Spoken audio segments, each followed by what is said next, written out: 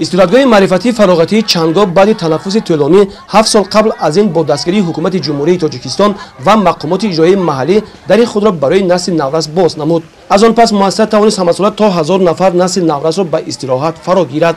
در بس دوم موسم امسال فراغتگاه باز 250 نفر کودکان را به آغوش خود گرفت. ما جوان نورسان خوشحال از آن هستیم که در چنین لاگرهای استراحتی آمده استراحت میکنیم. خواهشمندان این لاگر خیلی زیادند. من سال دوم است که به این لاگر آمدم و ما از ولایت خلتان زیاده از 120 نفر در این استراحتگاه استراحت میکنیم.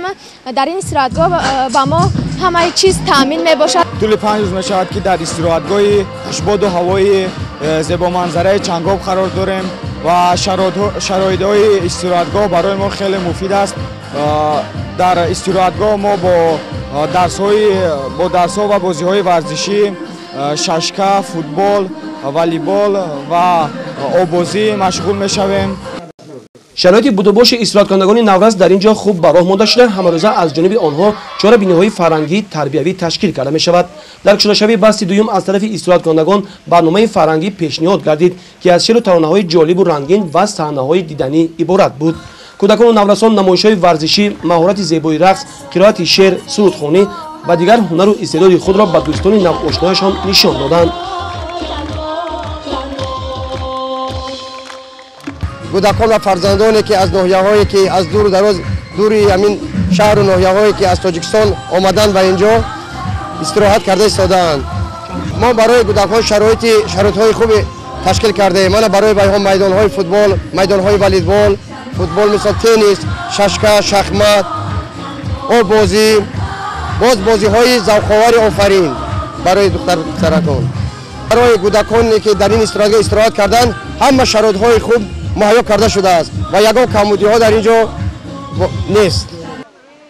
تامین چنین شرایط‌ها که با دستگیری حکومت جمهوری تاجیکستان مهیا گشته است برای بلند برداشتن سطح معرفتی کودکان و نورسان مساعدت می‌نماید. امروزها در تمام شهر نوحه جمهوری لاگرهای استراحتی بر قبول کودکان و نورسان آماده شدند و استراحتی با فراغت کودکان و نورسان ادامه دارد. امسال در جمهوری بیشتر از 53 لاگرهای بیرون شهری عمل میکنند و در عموم بیشتر از 3777 لاگرها باید تشکیل شوند و مخصوصا قبول قرار حکومت جمهوری تاجیکستان از 5 ایولی سال 2017 رقم 366 درباره تشکیل استراحت تابستانه کودکان نورسان در سال 2017 برای رونق تشکیل وسعت این کار در جمهوری تکان مخصوص بخشید. طبیعت بیشت آسای این موضع برای کودکان خیلی پسند آمده است و این را در سیمای پرخنده و پرفرای هر کودک مشاهده کردن ممکن است. از این خاطر فعالیت منتظم و ثمره بخش استراحتگاه‌های تابستانه و مرکزهای فراغتی و سالمگردانی کودکان همچون سمت مهم سیاست اجتماعی حکومت جمهوری تاجیکستان به حساب می‌رود. گزارش خورشید حلیم و بختیار قادر و از شهر حصار برای برنامه اطلاعاتی نوید.